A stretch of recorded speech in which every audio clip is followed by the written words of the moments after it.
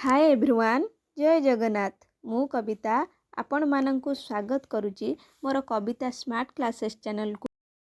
सम्मानीय सभापति महोदय, मोर पूज्य गुरुजी और गुरुमावृंद एवं एठारे उपस्थित थिबा मोर छोट बड़ भाई और भौणी माने एवं सहपाठी और सहपाठिनी गण। आज हेउची जनवरी 26 साधारणतंत्र दिवस। मते विश्व रे किछि कहबाकू सुजोग मिलिथिबारु मु निजकु धन्य मने करुची। आज हेउची 76तम गणतंत्र तथा साधारणतंत्र दिवस। एहाकू मध्य जनराज्य दिवस कुहा जाए। आमे समस्ते जानिछु आम देश 1947 मसीहा अगस्ट मास 15 तारिख दिन स्वाधीन हैला, किंतु 1950 जनवरी 26 तारिख पर्यंत आम देश रे इंग्रेज प्रदत्त आईन कार्यकारी होइथिला।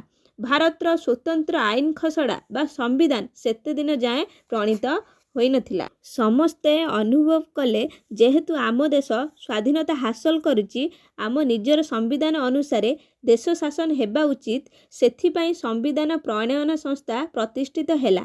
एहार मुख्य थिले डॉक्टर भीमराव आंबेडकर। एही संविधान तैयारी हेबा पई 2 वर्ष 11 मास 8 दिन समय लागिथिला। एही दिन ठारू अर्थात 1950 जनवरी 26 तारिखरू भारतर एक सार्वभौम गणतांत्रिक साधारणतंत्र राष्ट्र भावरे विश्व दरबार रे स्वीकृति लाभ करिथिला। गणतंत्र, गणर अर्थ हेउची लोक माने, तंत्रर अर्थ हेउची शासन। एहार संपूर्ण अर्थ हेउची लोकमानकर शासन।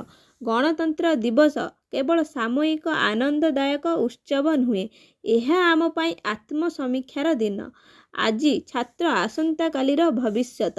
भारतर चाबिकाठी रहिब सेई मानक हातरे। तेणु आमे शपथ नेबा जे आमे आम देशकू आम भाषाकू सुरक्षित करी गढ़ी तोलिबा। एतिकी कही मो वक्तव्य शेष करुची। जय हिंद।